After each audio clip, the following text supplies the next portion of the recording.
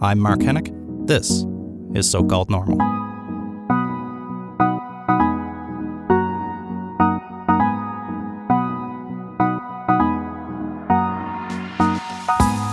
Hey folks, welcome to So-Called Normal. I'm Mark Hennick. Today on the show we have a rock star, a writer, a humanitarian, the legendary Bif Naked. I had such a wonderful conversation. She's such a sweet person, which is, on her website, she is labeled it Namaste with horns. She has this great reputation for pushing the boundaries of just about everything as a punk rock icon. But she's just such a nice person, too, and really wonderful person to talk to.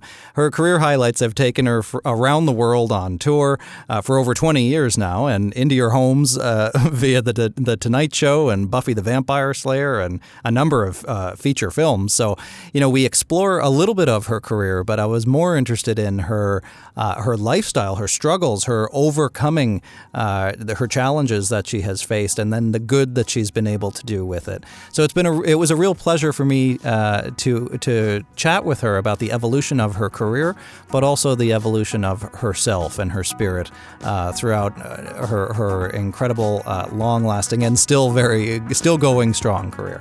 So here's my conversation on So-Called Normal with Bif Naked.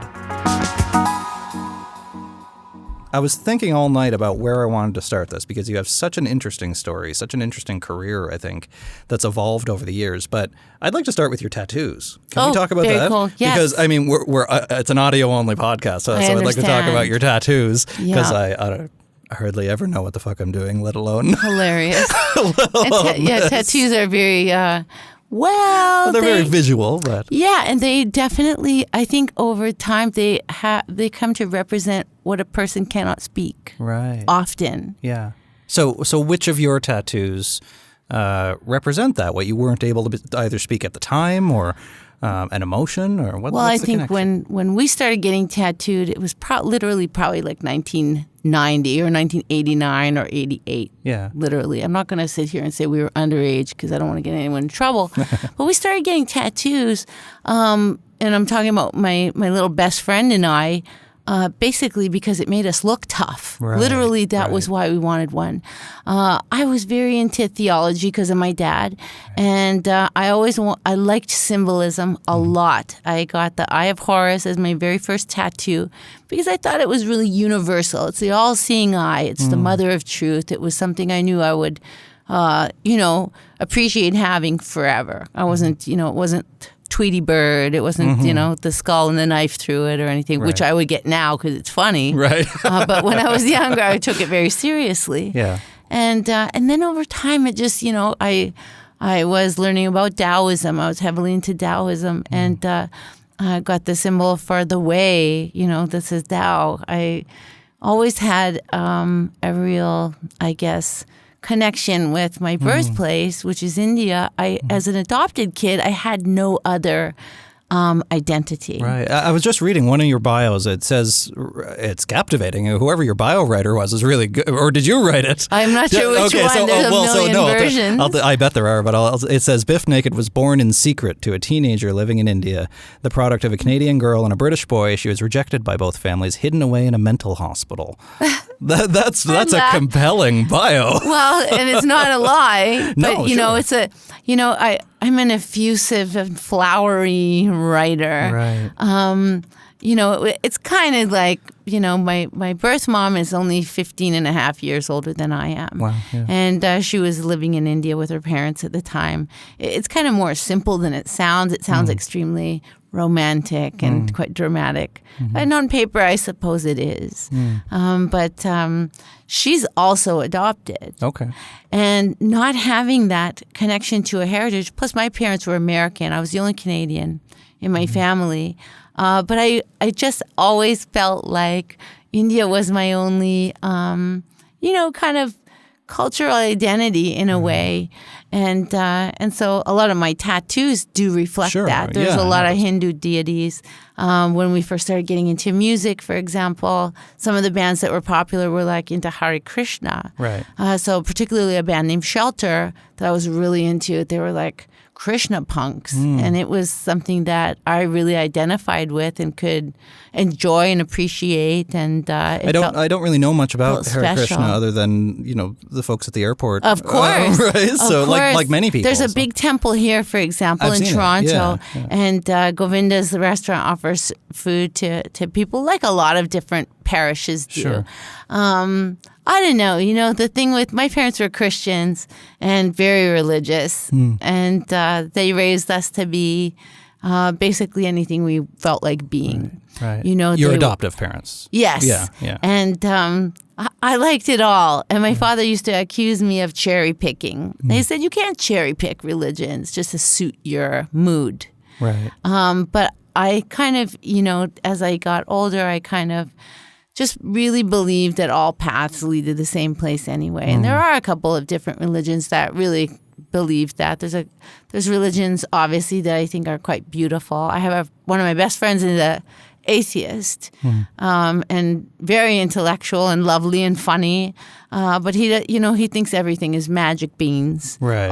Ultimately, and it's not that he's wrong, but I think that people really often they really need faith if they can't believe in themselves or their families. Well, yeah, I think that atheism, at least every manifestation of it that I've seen, is essentially a religion unto itself. It has a set of beliefs or non-beliefs, right? And I feel like it takes some work to be committed as a whole atheist, right? Because like you say, all world religions seem to generally point in the same direction. Definitely. Right? And I agree with you. I think that with, people love to self-identify with something.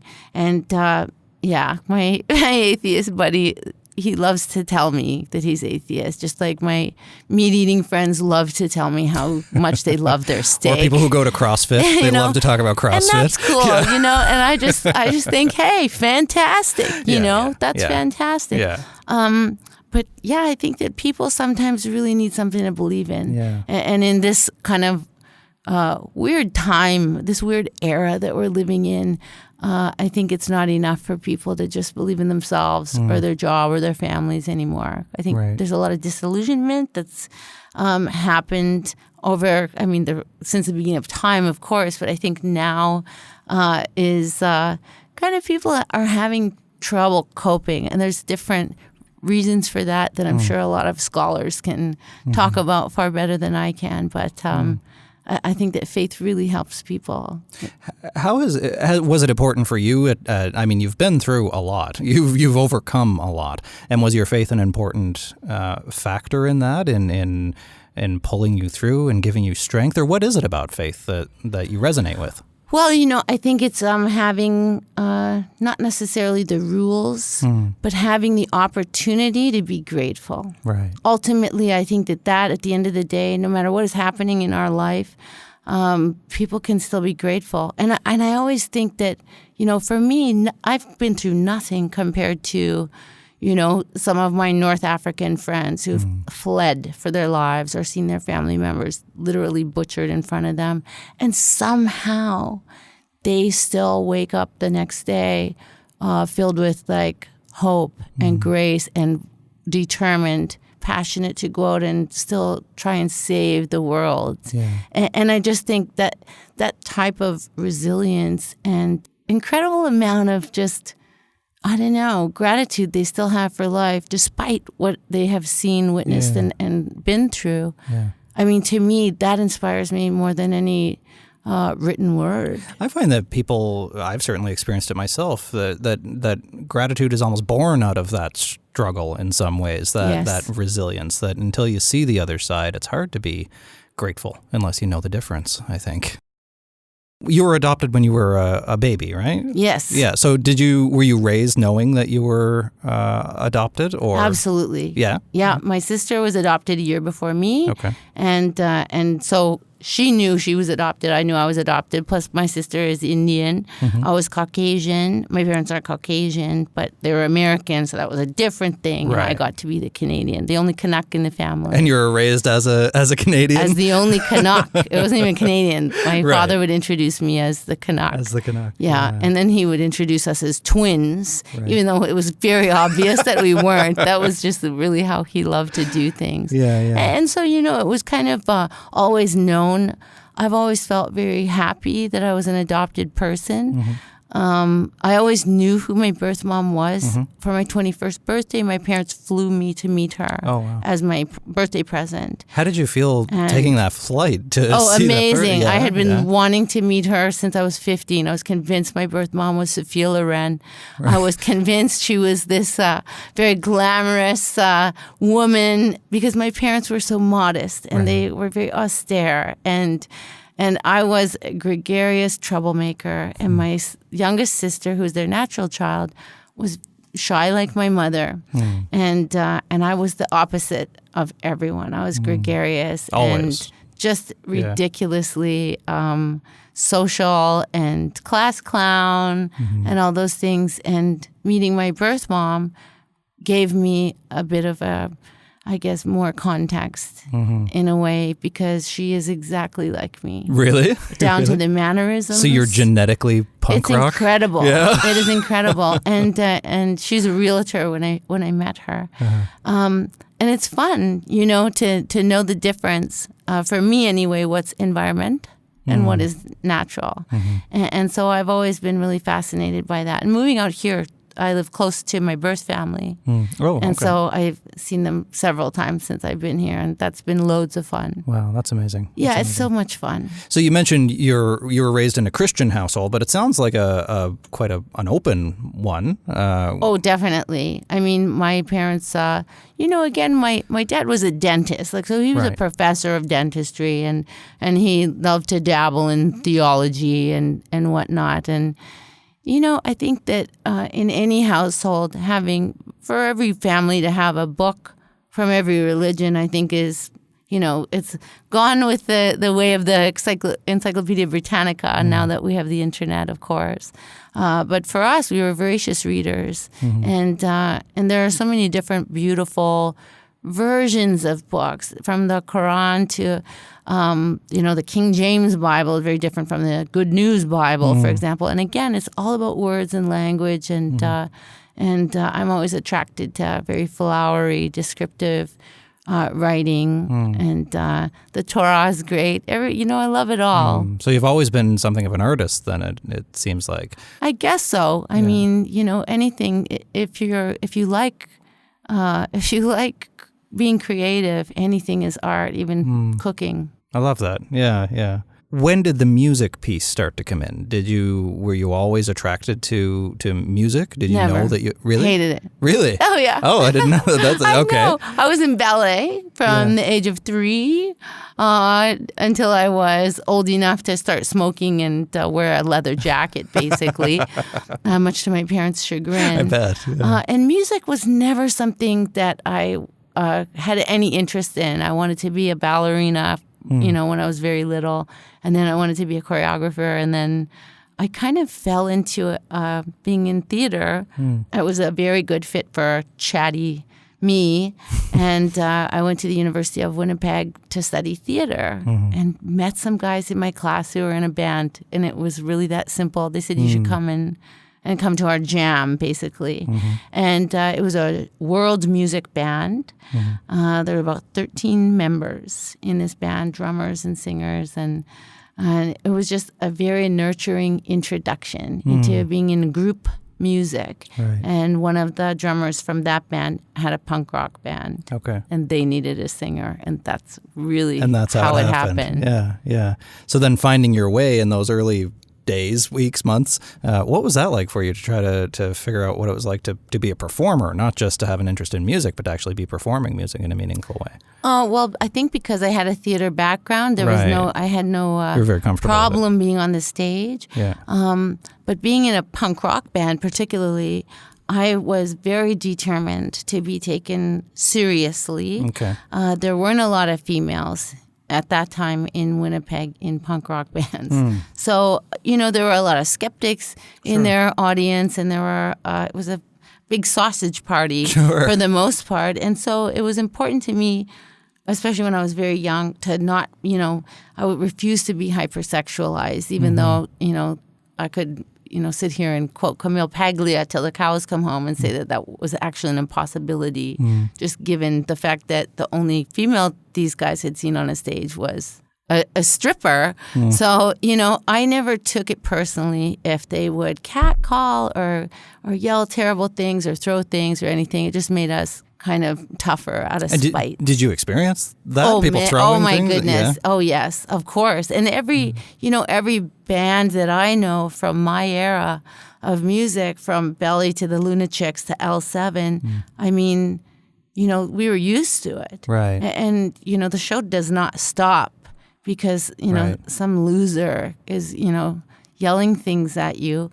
The show goes on, and you just basically act tougher, and I've had to fight on stage. Sure, you really, and that's something wouldn't happen today. Yeah, because these people wouldn't have access to the band usually, or whatever. But and there's part of me that looks at young performers today, and I have a really hard time with understanding the perspective of a young woman today because I'm so conditioned to accept all the garbage. Right. And so for us, we kind of used it as a challenge to make us tougher, stronger. Sure. Like I always say, like stabbing yourself with a fork. Right.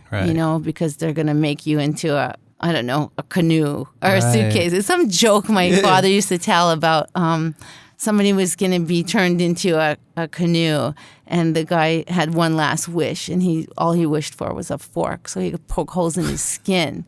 And I always thought that was an interesting way to describe kind of, I guess, being strong against any kind of, stressors. Right. Yeah. It must have gotten to you at some point, though. Did you ever feel like, did you ever get tired of being strong all the time?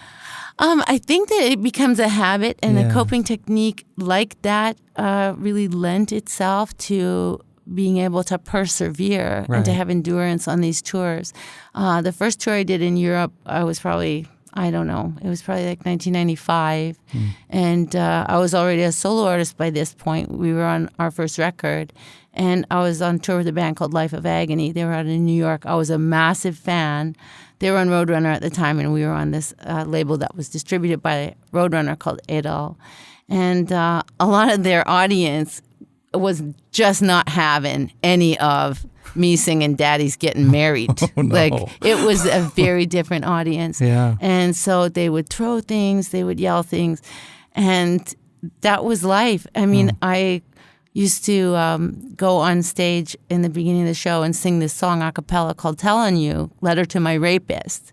And that was something that I used to think was like going out on the stage and basically impaling myself in front of the audience. And after that point, nothing mattered. Like, that would be like the hardest thing to do, especially right out of the gate. And then after that, I was basically anything that they could do would never be as hard as singing that song. So it was kind of almost a deliberation, or do the worst possible thing you can do, and then after that everything is easier. Everything's easy. And it just really, I think that for me as a performer, it enabled me to really learn a skill set that perhaps, a lot of young performers today, they just will not put up with any raspberries. Yeah. They won't put up with any guff from their audiences. And the audience was different for me. It was a very aggressive, tough male audience.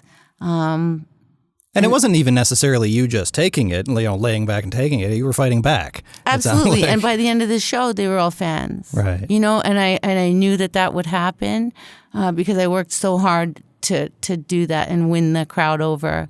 And ultimately, the exchange between performer and audience is always, it always has a symbiosis to it.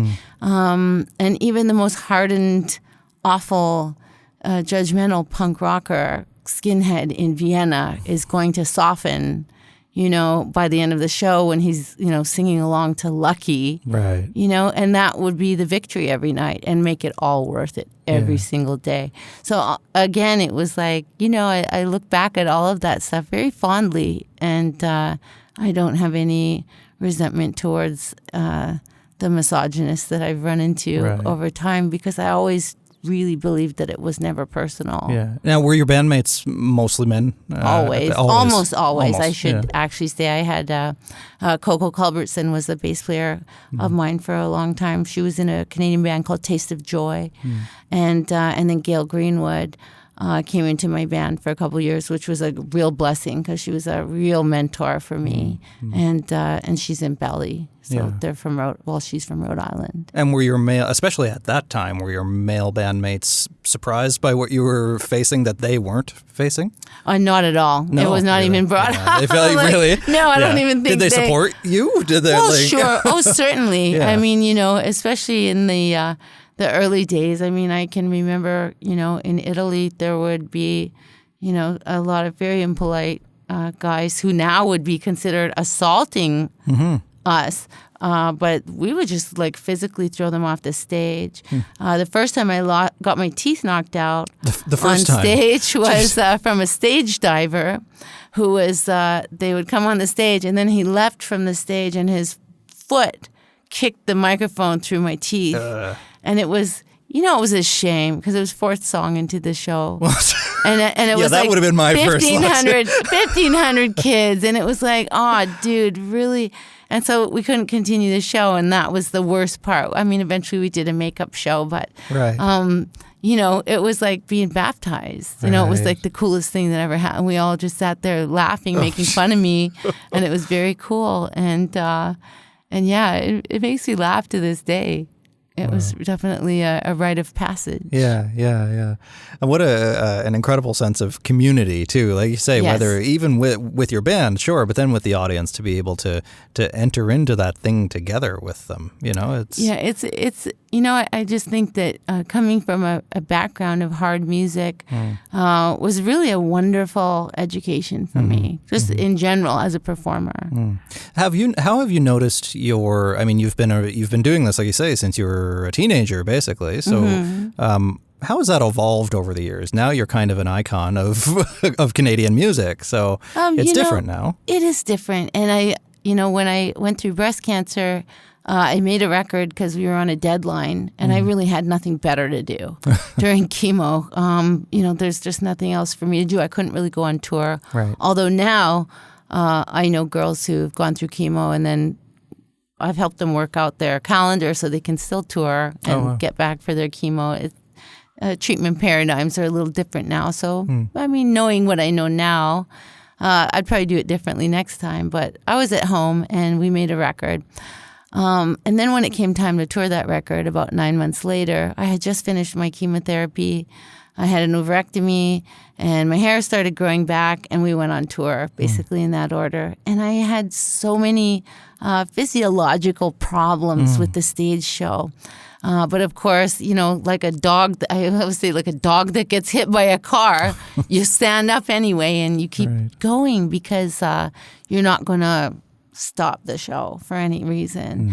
And I've missed only one show in my career, which was in 1996 in Regina because everyone had strep throat, and that was it. No. I've never missed a show. But I think that it didn't feel authentic for me after a little while, and I felt like I was lying.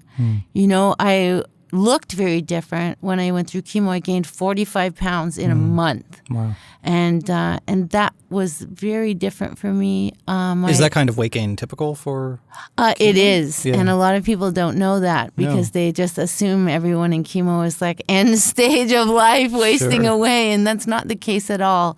Chemotherapy is often included with a steroid so that you tolerate the infusion, and it makes your lymph nodes swell up, and just a variety of different things contribute to that. And so, I learned I was anorexic my entire adult life, and suddenly I wasn't anorexic. So I looked very different. I didn't have the same look. My hair obviously was I didn't care when I had to lose my hair. But then when I went back to work, I realized I looked so different. And the audience was like, me doing the tour for the Promise record, to me, I felt like they were coming because everyone still thought I was going to croak, and that was their last opportunity to see it. But it felt inauthentic to me. And we were asked to do a number of acoustic shows just because I was doing some speeches for breast cancer, and they always would ask us to play. And it really felt very natural. And I felt comfortable, and I felt like I was finding a new identity.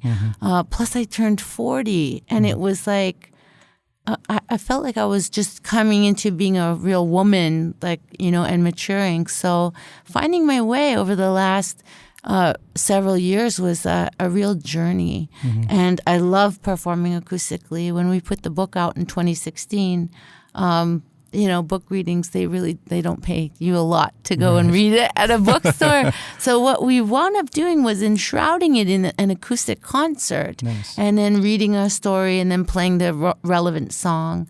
And we wound up making this 3-hour show that was a soft cedar venues, and I dragged my poor husband along as my guitar accompanist, and then I just make fun of him or my mother-in-law most of the night, and he drinks wine and kind of suffers through it. But it's lovely and it's fun, and I love it so much. And how did audiences respond to that? It was different amazing. approach? Yeah. And also my audience, I kind of didn't realize they all grew up with me. Right. And these girls were also turning 40, and they had gone through a lot. Any of us who, managed to survive through our 30s, we've already been through quite a few different life changes, whether it's, real heartache, breakups as adults, relationship breakups. Our parents are dying. Family pets die. We've had to do moves. We've lost jobs. Real things, adulting things that are, often very transformational for people. And people go through a lot of, I guess, hard times. Even with children, having children is actually very, very difficult for a set of parents, especially the first time. It's very transformational for people. So to have this audience come to these shows felt extremely special, and eventually we got back to doing the rock shows, which felt very much like a victory in a way, but that also made me realize it took me 10 years to feel normal after cancer treatment. And if that's the place where I started from and wound up, the book that I'm writing now is about really how women are kind of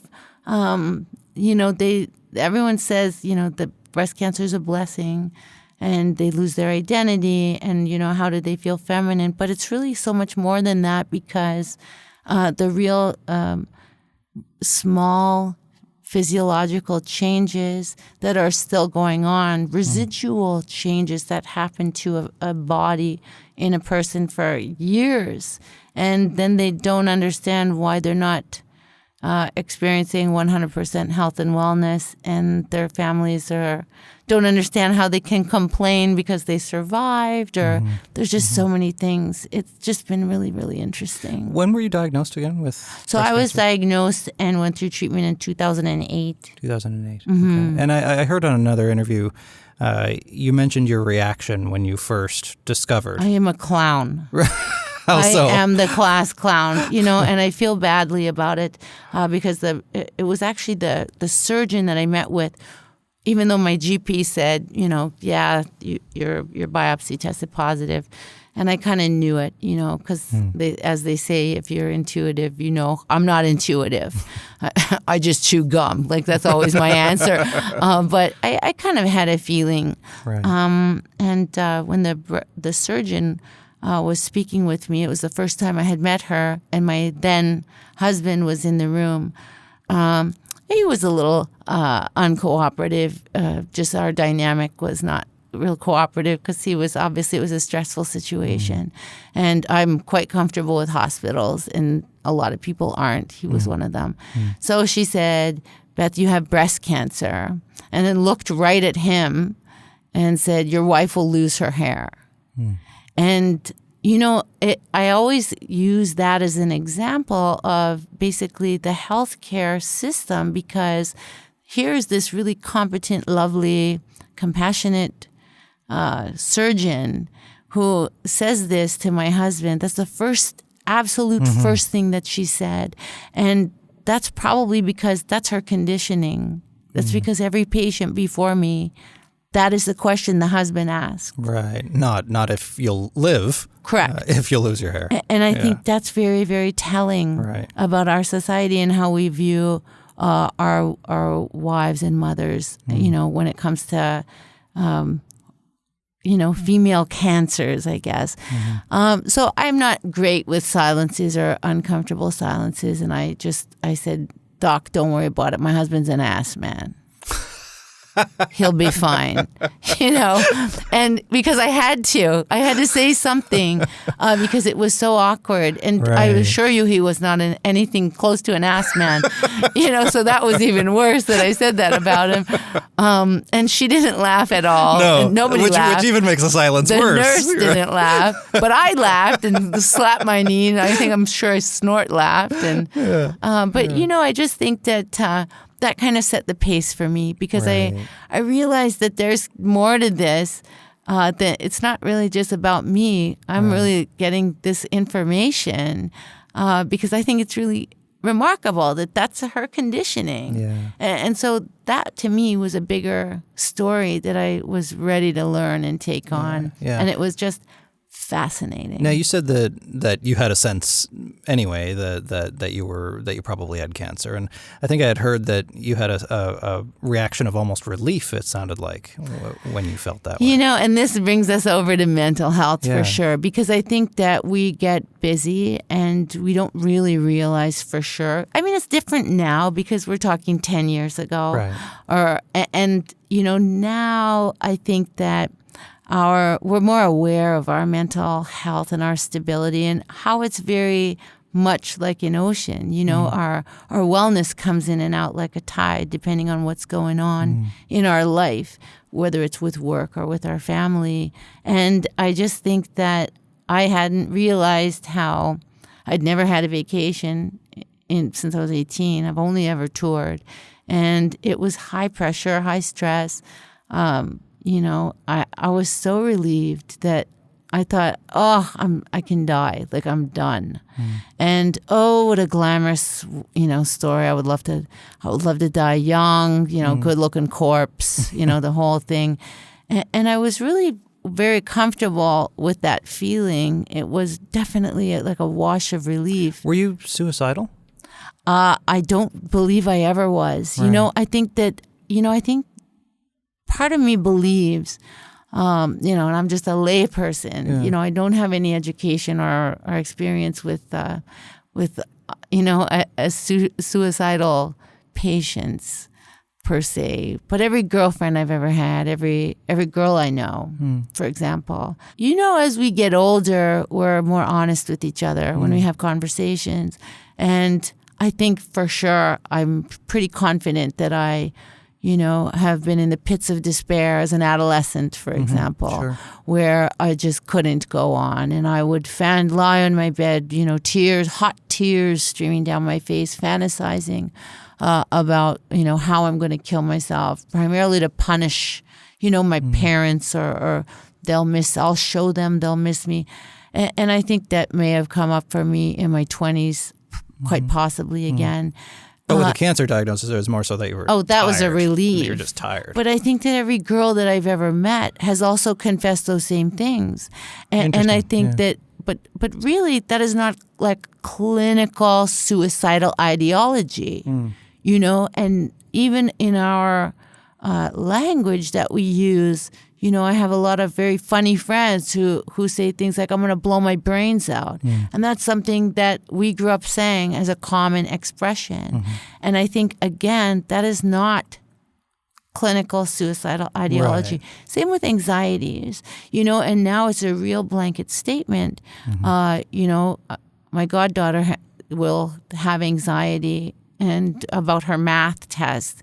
And I say, yes, of course, everyone's anxious about a math test, but it's not clinical anxiety. Right. And I think that, so for me, I know that even though, sure, if I can be honest, certainly, in my language over time, in my lifetime, I have said stuff like that. But I really don't think that really and truly that is what it is really about. Yeah. My husband has never had any in his lifetime, and he's been through, more than I have, I believe, in life, in relationships and stressors. It's never occurred to him. And I just think some people just are not wired that way. Right. No matter the pits of despair that they can ever be faced with, they just don't have that wiring. Right. And it seems that you have a very, it's not even a different mindset. It's a very refreshing mindset. I think that your default coming into challenges is humor and optimism, looking for how you can use it for something good, it seems. It's just so much fun. Right. No, really. I mean, it's just so, I don't even know how to be different. And again, I blame my parents Right. for that, just because that's how it is.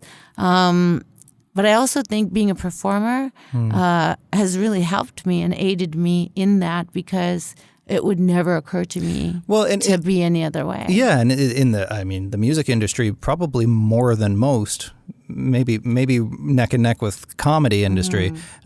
Certainly, drugs, depression, suicide happen all the time. You must have encountered that in your touring and your work with other musicians. Definitely, definitely. And I think that for me, I stopped drinking alcohol when I was, I don't know, I'm going to say like 24. And primarily because I knew that I would lose my voice. Right. Really, that was my motivation. And I tell lots of jokes about I kept waking up in Italy.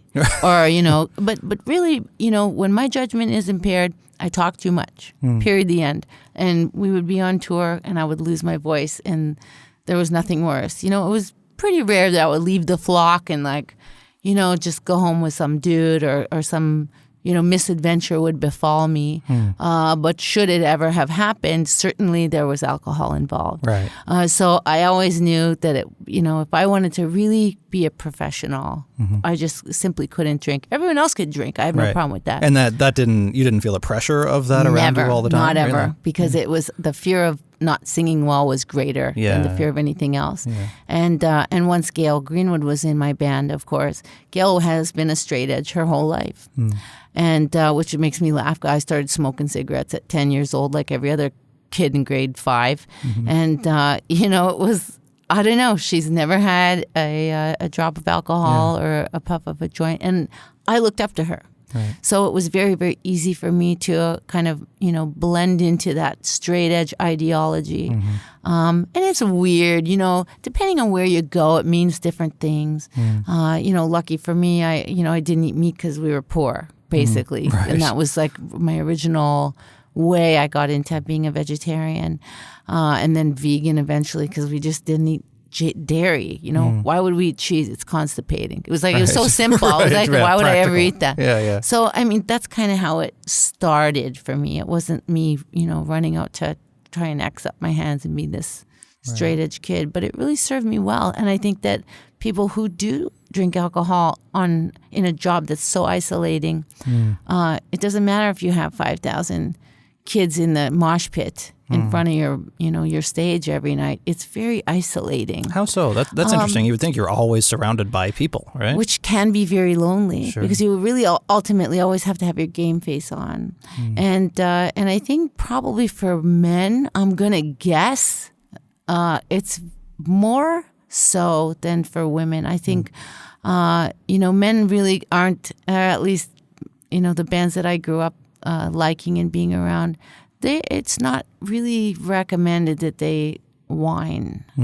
It will be really kind of considered whining if they, confess that they're feeling lonely or anything, and the party's going on. You can't be a wet blanket, so. And now you look at, Chester Bennington and so many others. That's remarkable to me, and it is hard for us, the living, to understand for sure, because we sit there and go, this person had it all, plus children, same with Chris Cornell. And it's just, it's tragic. It really is.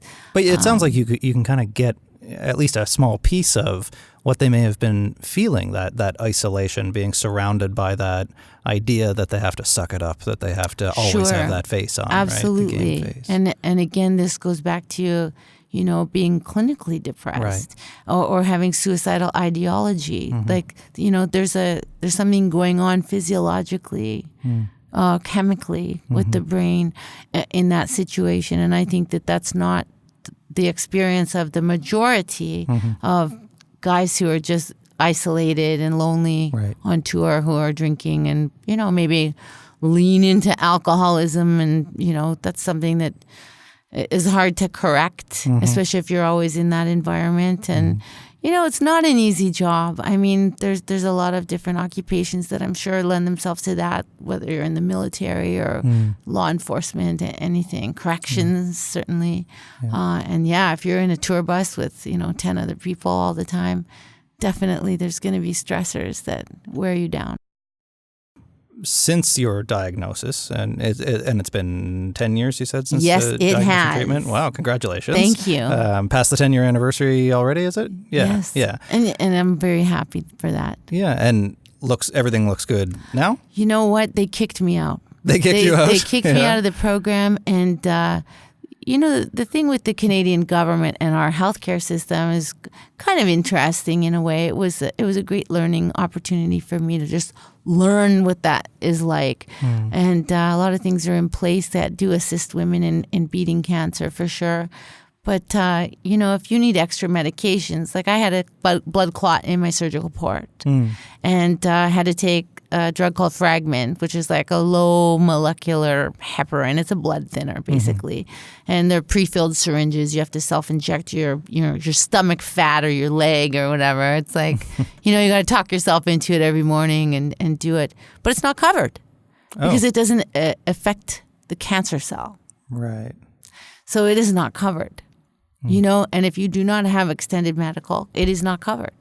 And I was fascinated by that. Same with white blood cell boosters. If they're concerned that you are plummeting, your white blood cell count is plummeting in between your chemo treatments, you can access and utilize these fascinating little drugs that boost those white blood cells so that you will stay on your course and not miss the perfectly timed chemo.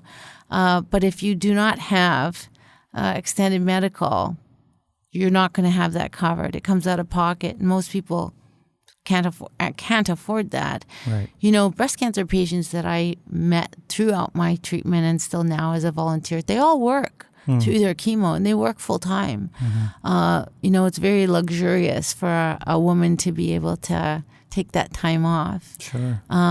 There's probably better, employers are probably a little bit better now and they can provide some type of leave of absence for people, but it's difficult to get. Right. And there's, it's just really, really revealing, all the gaps and how the system is a little bit tiered. If you have money, you'll be able to fight it a little better. No, I'm sure that in addition to how physically taxing the treatment probably was for you, I mean, from everything, I've never fortunately had to go through with somebody who was going through cancer treatment, but emotionally as well, I imagine it must have been extremely difficult for you to navigate that, right? Well, at the time, again, I only know being a performer. Right. So for me, going to chemotherapy, you're in a room with 5 other people. That is a captive audience. Sure. Like for me, that's a captive audience. And of course, the mood in the room is somber. And how long does a typical course take? For example, like you're there for probably a couple hours. Yeah. And you go every 3 weeks. Although now treatments have evolved, and if a patient doesn't tolerate it very well, then they'll find a way to try and dial it in for that particular individual. They can go every week and have lesser dose, or I mean, it's a miracle what they have now. But chances are you're in that small room with a few people for a few hours, usually. Generally. Yeah. And often, that maybe they have a family member come with them or their friends. And it depends, but I just again, I'm a chatty person. And even though I was bald, I bought wigs that were blonde, so that I would be in a disguise. It never worked. Did people always recognize you? Always. Yeah. And it was loads of fun. And I had so much fun. Right. I had so much fun every time. I loved to tease the nurses and, yell and pretend I'm ticklish all the time. And, we just had a riot every time. And I just thought, wow, that's something that I think is important. Everybody needs a clown in the room. And so even when I was done my treatment, I volunteered to accompany patients go for their own treatment. And I think that, it was something that really changed the entire experience for me because I never experienced it as a bad thing. I called it the good medicine day because really that's what it is. Right. And I think that, there is a lot of fear for a lot of people. They are afraid of dying. Sure. And I never have been because I just, couldn't believe all the jams I got out of in my life. I didn't die. Holy shit, I didn't die, or whatever. Right. And so I have a bit of a different attitude. And it's hard for me to be able to discern whether it's just my, bullshit coping technique that I just don't know any better. It's just how I do things. I don't think there was one time, even though it's quite cumulative, and towards the end of your chemo appointments, you are weary, Sure. And that's a physiological thing, and it affects your serotonin and your dopamine. You're getting worn down. It's exhausting. But I never stopped performing, and that's really what got me through it. To come back to the idea of religion and your tattoos and your connection to a variety of different religions, it seems.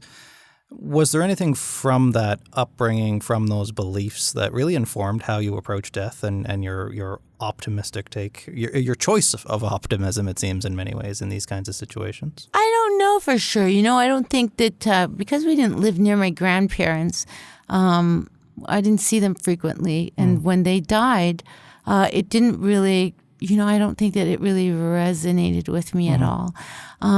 I never had any fear of death. And my father used to always brag to us kids about his Buddhist friends who were the only ones smiling at funerals. And he always said, do you know why a Buddhist smiles at a funeral? And it was like we would roll our eyes. Dad, you've told us this a million times. And it was really the neutrality that my parents always kind of said, well, the body dies. That's all it is. And they would never say, this is where your soul goes, or you have a spirit that goes in it. They would never say that. My father would always ask the question, do you think that you have a soul? Or do you wonder if your soul's going to go somewhere? He would always ask a question. So I think that we were allowed to just explore what that looked like and what we thought about it. And I think that I think that my childish version of heaven and hell was probably very different than it is today. What is it today? I don't know. I think it's still evolving, and I think it is for everyone because we're pragmatic. I think that, as we get older, we're very practical. And, I think probably many people lean into agnostic beliefs because it just seems kind of like the diplomatic thing to do. Why wouldn't we just be open to anything? I love making jokes about it, and saying that's when the aliens come or like whatever, because there's so many different beliefs.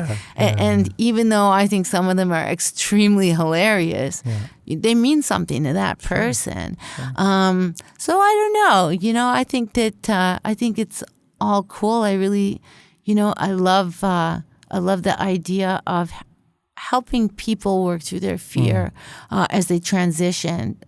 Doing any palliative care volunteering that I've done, it's always just because I was asked.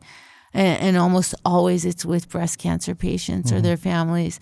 And that's a different energy. And every patient is different. And every patient dies differently, whether it's a slow or a long hospice situation. And I think I'm still learning what that's about. I have a very keen interest in it. Often I feel like I'm going to quit my job and go back to school because I'm so passionate about patients and end-of-life work. Just through our own like yoga practicing and being a meditator, I like the idea of being able to go in a room and meditate with people or their families, and in any whatever form that looks like for them. And there's a lot of different rituals people do with the dying. I've seen, I've had lots of laughs with palliative patients who are like, please get my family out of here. They're all wearing black again. And we laugh our heads off because like, yeah, do you mind going home and like, it's grieving at home. It's just like so funny. What have you learned actually then from spending so much time with dying people and from yourself essentially dying for a period of time? Well, I think that people get really clear, and I think it's an opportunity for us who are not palliative patients to therefore learn from that and get clear. And what I mean is, all the priorities shift. Things get really clear when, you don't have any more time. And you have a bucket list of things you need to do. There's tasks, emotional tasks that you want to accomplish, so that you can feel satisfied. Really, that's the bottom line. You're in your final chapter. How do you get to write that chapter yourself? Because only you can write it. Unless of course you're a patient's incapacitated. But I just think that that's something that I love exploring. I think it's really it's something I'm driven to do. And I wouldn't have known that had I not been thrown into that situation as a patient. So are you satisfied, or do you still have more to do? I've always been satisfied. I don't know why. I just think that, I don't know. Like, do I think my dad and my dead dogs are waiting for me on the other side? Maybe. I don't know. That'd be really super cool. But ultimately, you can look at it like, I think it was an episode of Family Guy, which I'm only familiar with because my husband watches it constantly.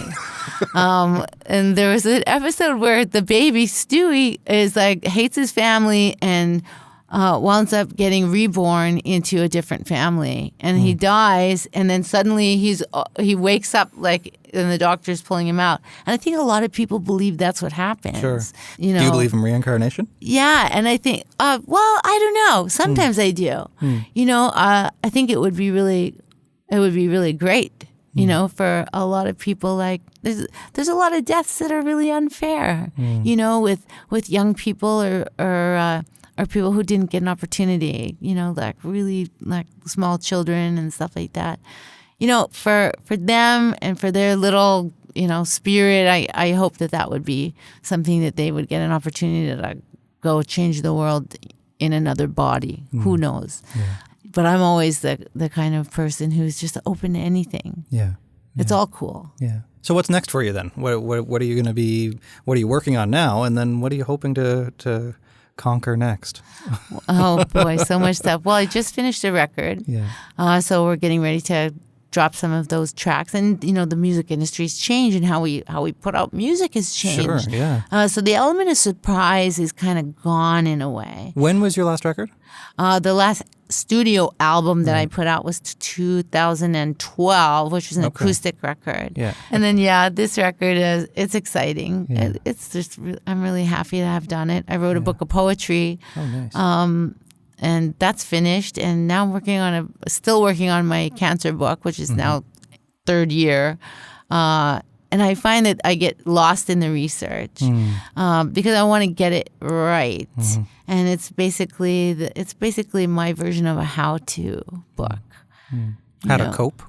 How to have a great fucking time, during these terribly challenging experiences we go through in life, and it just seemed like a right fit to kind of lean it into a cancer subject matter, just because that's my lived experience. That's a great title. I don't know if you have a title yet or not, but how to have a great fucking time in cancer treatment. That is a great. I would buy that. Good. That's awesome. That's awesome. Well, Bif, thank you so much for coming in. I feel like I could talk to you forever, but thank you so much for your work that you're doing in this space, for your wonderful career, and thank you. It's exciting to see all the stuff that you have coming up in the future as well. I look forward to seeing it. Thank you. Thanks, Bif. That's it. That's my conversation with the legendary, the icon, Bif Naked. Go check out her book, Bif Naked, I Bificus Songs and Stories Tour, which she's currently on now, talking about the stories that you just heard here in the book and in her speaking engagements. And certainly check out her music, especially the old stuff again too, but the new stuff. She's always creating something new, and I think you can hear how deeply informed it is by her personal experience and her deep empathy and history that she's been sharing with her talent for so many years. So I'm grateful to Bif. Thank you for coming on the show. If you liked it, and I hope you did, I did, please share it. Share it everywhere. My social platforms, I'm at Mark Henick, at MarkHenick on Twitter, Facebook, LinkedIn, Instagram, YouTube, everywhere else. So give me your feedback. Share what you liked. Share some quotes. Tell me what you learned from the episode. You can do that in the comments section as well over on Apple Podcasts if that's where you're listening. And if you are listening on Apple Podcasts to So-Called Normal, subscribe to the show. Leave us a star rating on there as well. That really helps to give the show some visibility. You can do that too wherever else you're listening, if it's Google Podcasts or Spotify, Stitcher, iHeartRadio, Deezer, wherever else. Subscribe to the show, listen, and share, please. I'd like to thank everybody at E1, Jonathan, Harrison, Adrian, Kimberly, everybody else who makes it possible, Allison, why not, everybody, as well as my incredible editor, Dave, who brought it all together today. I think that's it. Okay, until next time, this has been So-Called Normal. I'm Mark Henick.